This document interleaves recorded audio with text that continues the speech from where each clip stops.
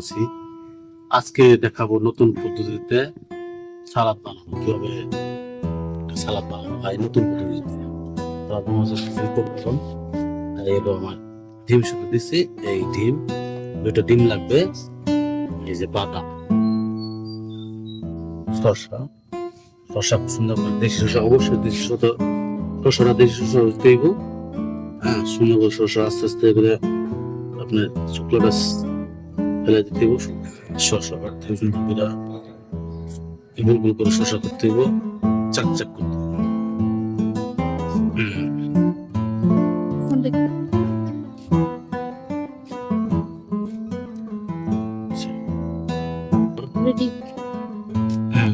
এলো গাজর, গাজর ঠিক শসার মতন কাটতে হইব।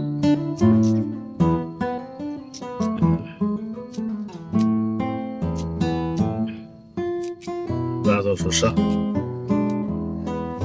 সুন্দর করে কাটতে আস্তে আস্তে।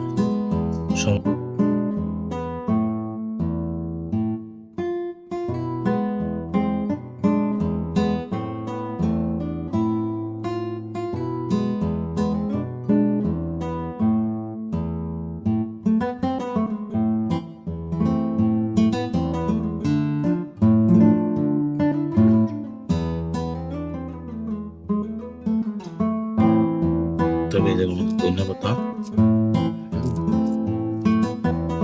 কুচি কুচি করে ছোট ছোট করে কাটতে, পেঁয়াজ কাটতে হবে, সালাদের জন্য পেঁয়াজ লাগে, সালাদের জন্য পেঁয়াজ কুচি কুচি কাটতে। এগুলো কাঁচামরিচ, সালাদের জন্য কাঁচামরিচ লাগবে।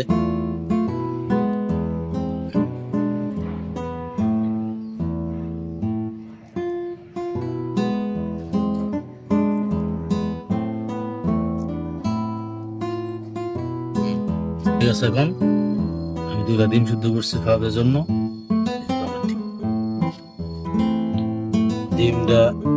ডিম এবং এই বাদাম, সরষের তেল দিয়া বাদাম গুলো ভাজা নিতে, এগুলো বাদাম আমার ভাজা নিতে।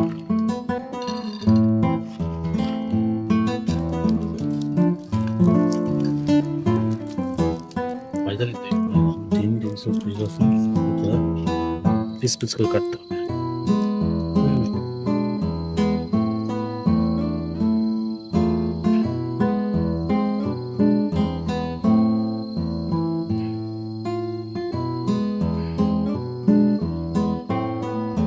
ডিম, পেঁয়াজ, টমেটো, গাজর, সালাদ, মরিচ, এটা ধনিয়া পাতা,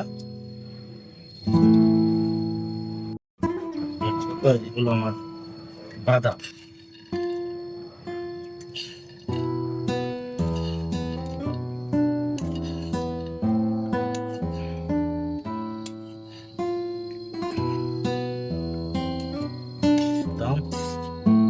আমার সরিষার তেল,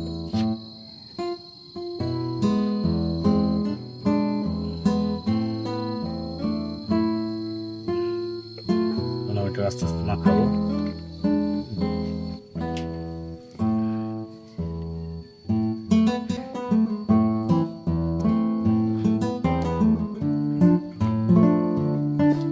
সবাই চেষ্টা করবেন বাড়িতে ঘরোয়া ভাবে সালাদ বানানোর জন্য। এটা একটা ভিন্ন রকমের সালাদ, সবাই চেষ্টা করুন। আর সবাই আমার একটু চ্যানেলটা সাবস্ক্রাইব করে দেবেন। সবাই আমার জন্য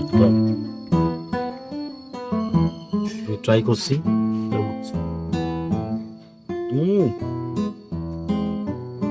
স্বাস্থ্যকর একটা সালাদ তৈরি বানাইলাম।